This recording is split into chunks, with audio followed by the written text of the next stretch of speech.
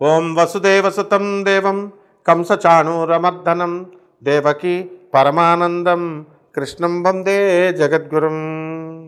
జగదేక వీరుడైనటువంటి అర్జున వారికి జగద్గురువైనటువంటి శ్రీకృష్ణ పరమాత్మ యొక్క పాదపద్మాలకు నమస్కారాలు చేస్తూ మనము ఈ రాహుకేతువుల మార్పుల వలన జరిగేటటువంటి పరిణామాలు మనం తెలుసుకుందాం.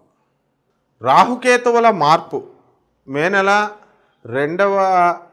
2025 సంవత్సరంలో మే 18 నుంచి రాహుకేతువులు మారుతున్నారు. మేన రాశిలో నుంచి కుంభరాశిలోకి రాహు మారితే మరి కేతువు మీ యొక్క కన్య నుంచి సింహరాశిలోకి మారుతున్నాడు.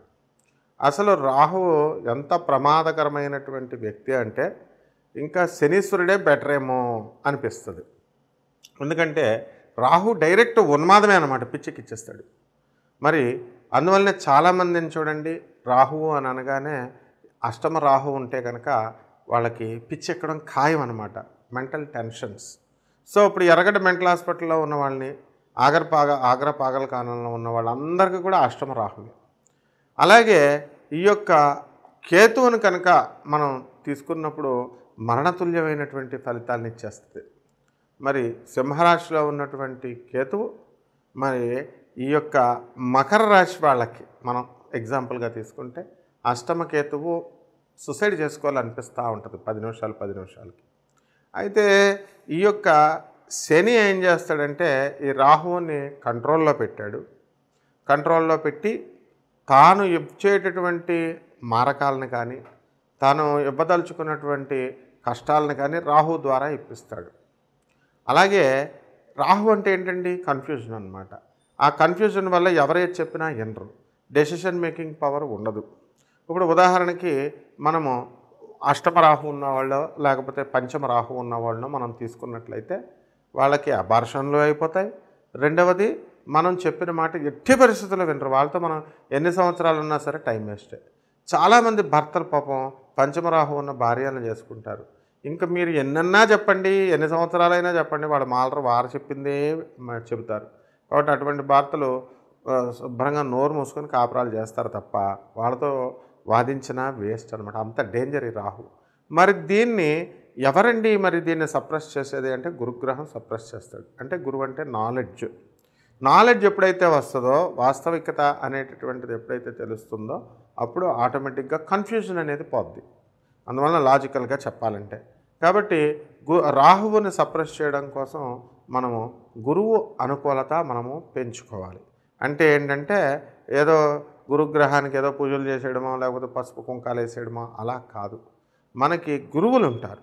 మీకు చిన్నప్పుడు పాఠాలు చెప్పిన గురువులు అవ్వచ్చు, లేకపోతే ఆధ్యాత్మిక గురువులు అవ్వచ్చు, జ్యోతిషము ఇవన్నీ చెప్పేటటువంటి వాళ్ళు ఎవరైతే యథార్థమైన జ్ఞానాన్ని, వాస్తవికమైనటువంటి జ్ఞానాన్ని, ట్రూత్ని, ఎగ్జాక్ట్ అబ్జల్యూట్ ట్రూత్ని ఎవరైతే అందిస్తారో అటువంటి వాళ్ళు చెప్పేటటువంటి మాటలను బట్టి మీకు ఈ రాహు సప్రెస్ అవుతాడు. అప్పుడు కన్ఫ్యూజన్ పోతుందన్నమాట.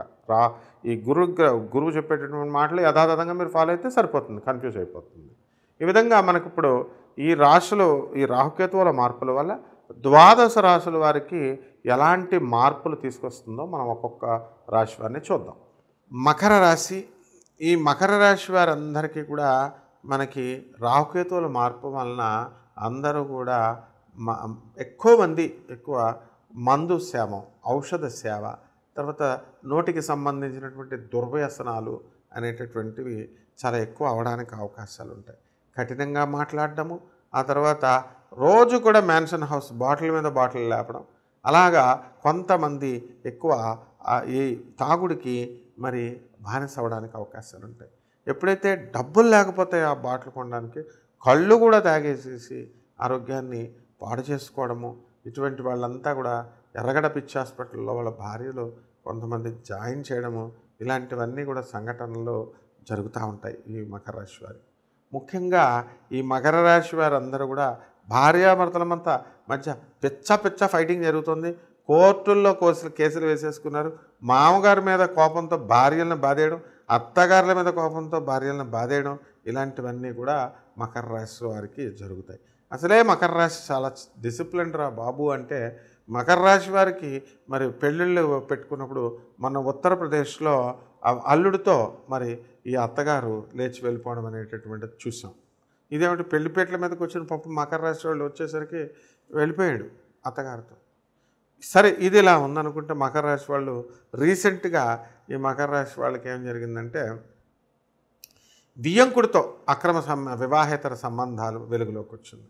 ఏమిట్రా అంటే ఈ యొక్క మకర రాశి వారందరూ కూడా భార్యలతో దెబ్బలాడుకోవడం, ఇతర వ్యవహారాల్లోకి ఈ యొక్క రాహు అట్రాక్ట్ చేసి ఉంచడము అనేటటువంటిది జరుగుతుంది. విధవలతో అనవసరమైనటువంటి తలపోట్లు వస్తాయి కాబట్టి వ్యాపార సంబంధమైనటువంటి వ్యవహారాల్లో చాలా జాగ్రత్తగా ఉండాలా స్త్రీలతో. ఈ మకర రాశి వారి భార్యలు భర్తలు వేరే వేరే చోట్ల ఊర్లలో ఉద్యోగాలు చేయడము అవన్నీ కూడా ఇంకా అలా కొనసాగుతూ ఉంటాయన్నమాట.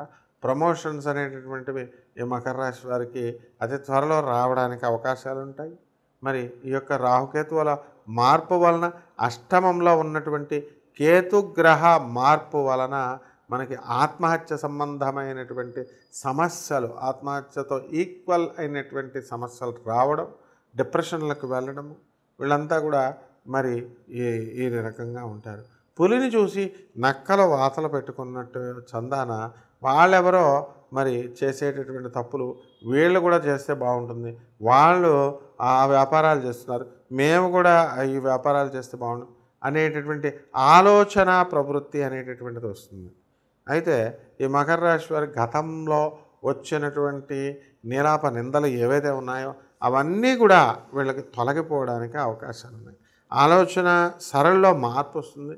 నూతన వ్యాపారాలు చేయాలనేటటువంటి ఆసక్తి ఈ మకర రాశి వాళ్ళల్లో పెరుగుతూ ఉంటుంది. కాబట్టి మకర రాశి వారు అందరూ కూడా తల్లి మీద మమకారంతో భార్యగా ద్రోహాలు చేసేస్తారు. అటువంటిది మరి వాళ్ళందరూ కూడా ఆ తల్లులు శాశ్వతంగా ఉంటారా, మళ్ళీ పెళ్లి చేసుకో అని చెప్పేసి ఈ అమ్మాయి గుడ్డిది, ఈ అమ్మాయి కళ్ళు లేవు, ఈ అమ్మాయి మనకి చెప్పి చేసుకోలేదు, ఇలాంటి అన్నీ కూడా తప్పుడు సలహాలన్నీ కూడా తల్లి ఇచ్చి మరి వాళ్ళ కొడుకుల జీవితాలని వీళ్ళే పాడు చేసేటటువంటి అవకాశాలు కనబడుతున్నాయి. విపరీతమైనటువంటి తెలివితేటలు ఈ మకర రాశి వారికి అందరికి కూడా వచ్చేయడం అనేటటువంటిది జరుగుతాయి. అయితే పర్వర్టెడ్ జీనియస్గా వీళ్ళు మారిపోయి ఆత్మహత్య చేసుకునేటటువంటి అవకాశాలు ఉన్నాయి. కాబట్టి వీళ్ళు ఒంటరిగా ఉండకూడదు, 10 మందితో కలిసి వీళ్ళందరూ కూడా ఉంటే మంచిది అనేటటువంటి విషయాన్ని వీళ్ళు గుర్తుపెట్టుకోవాలి. కాబట్టి ఈ మకర రాశి వారంతా కూడా మీరు అనుకున్న పనులు అనుకున్నట్టుగా మీరు సక్సెస్ రేట్ని, ఈ రాహు కేతు గ్రహాలను మనము శాంతి చేసుకోవడం కోసం కొన్ని పరిహారాలు మనం చేసుకోవాల్సినటువంటి అవసరం ఉందండి. అదేమిటంటే మనకి ఈ యొక్క రాహు జపం చేసుకోవాలా, రాహు స్తోత్రాలు చదువుకోవాలా, రాహుకి కిలోంపావు మినుముల్ని తర్వాత ఆవు పేడ రంగు ఉన్నటువంటి వస్త్రాలనిచ్చి పేద బ్రాహ్మలకి మనము శనివారం నాడు ఉదయం 8 గంటలకు దానం చేసుకోవాలి.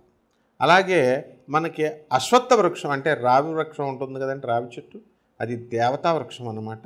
దానికి బకెట్ నీళ్లు పోసి చక్కగా ఆ యొక్క చెట్టు చుట్టూ కూడా 108 సార్లు మనము ఓం రాహవే నమః, ఓం సింహికా గర్భసంభూతాయ నమః, ఓం రాహవే నమః అంటూ మనము ప్రదక్షిణాలు చేసుకోవాలి.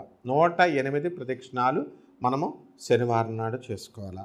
అలాగే దుర్గాదేవి యొక్క బెజవాడ కనకదుర్గమ్మ తల్లి యొక్క పటాన్ని తీసుకొని ఆ పైన ఒక యంత్రాన్ని కానీ లేదా అమ్మవారి పాదాల దగ్గర ఓం హ్రీం దుమ్ దుర్గాయై నమః, ఓం హ్రీం దుమ్ దుర్గాయై నమః అంటూ 108 సార్లు మనము అమ్మవారి యొక్క మంత్రాన్ని జపిస్తూ మనం కుంకుమ అర్చన మనం ఇంట్లో చేసుకోవాలి. ఇక పాయసాన్న ప్రియ త్వక్స్థ పశులోక భయంకరి అన్నారు. మరి ఆ పాయసానాన్ని మీరు నైవేద్యంగా పెట్టాలి. స్నిగ్ధౌజన ప్రియ అన్నారు, అందువలన దానిపైన చక్కగా ఇంత ఆవు నెయ్యిని నైవేద్యంగా పెట్టాలి. ఇకపోతే కేతువు కోసం కేతు ఈ యొక్క జపం చేసుకోవాలా, స్తోత్రాలు చదువుకోవాలా. కేతువుకి కిలోంపావు ఉలవల్ని ఆ తర్వాత అన్ని రంగుల వస్త్రాన్ని ఇచ్చి పేద బ్రాహ్మణులకి మనము ఏం చేయాలండి, సోమవారం నాడు ఉదయం 7 గంటలకి మనము చక్కగా ఈ యొక్క దానం చేసుకోవాలి పేద బ్రాహ్మడికి. అంతేకాకుండా ఉలవ చారును కాసి మరి పెరుగుతో మొత్తం అక్కడ ఉన్నటువంటి పేదవాళ్ళు, అనాథలు, వృద్ధులు, సాధువులు ఎవరైతే ఉన్నారో వాళ్ళకి అన్నదానం చేయడం ద్వారా మీకు ఈ కేతుదోషం పోతుంది. అంతేకాకుండా మనము గరిక గడ్డిని తీసుకొని గరిక గడ్డితో ఓం గణేశాయ నమః అనేటటువంటి మహామంత్రంతో మనము గణపతి ఆరాధన చేయాలి. ఆ విధంగా చేసిన తర్వాత చక్కగా గణపతి మహారాజుకి లడ్డూల్ని కానీ మరి కుడుముల్ని కానీ నైవేద్యంగా పెట్టి మనం సోమవారం నాడు కనుక చేసినట్లయితే ఈ కేతుదోషం కూడా పోతుంది. ఇకపోతే జంట నాగులు ఉన్నటువంటి చోట ఎక్కడైనా సరే, ఏ గుడిలో అయినా సరే మీరు చక్కగా వాటి మీద పాలు పోసుకొని పంచామృతాలతో మీరు ఓం రాహవే నమః, ఓం కేతవే నమః అంటూ చేసుకోవాలి. అలాగే నీళ్లతో అభిషేకం చేసుకోవచ్చు మీకు మీరుగా. అలాగే ఆ పడగ, ఈ యొక్క జంట నాగుల పడగ ఉంటే ఆ పడగని మీరు ఇంట్లో పెట్టుకొని చక్కగా ప్రతిరోజు కూడా ముఖ్యంగా సోమవారము శనివారం నాడు ఈ విధంగా అభిషేకం చేసుకోవాలి. అలాగే మనము ఒక రాగి చెంబులో చక్కగా పసుపు, కుంకుమ, అక్షతలు, పైన ఒక పుష్పాన్ని, గులాబీ పుష్పాన్ని కానీ లేదా చామంతి పుష్పాన్ని కానీ ఆ సీజన్లో దొరికేటటువంటి దాన్ని మనం తీసుకొని ఆగ్నేయ మూలంలో మనం పెట్టాలి.